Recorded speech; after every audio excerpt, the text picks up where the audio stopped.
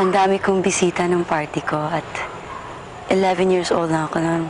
Ang tagal nun ah. Kaya siguro hindi mo maalala. Anyway, nakita kitang bumababa sa kotse kaya mukhang familiar ka. So, I just wanted to see if it's really you. Pero paano mo ako nakilala? Ang bata ko pa noon.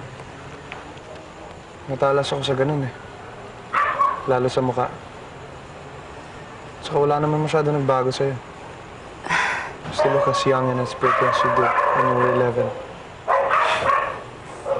Anyway, I just wanted to say hi. Baka naabala kita. Hindi naman. I'm just visiting a friend of mine. Ako dito lang, 2 blocks away. It's nice seeing you again.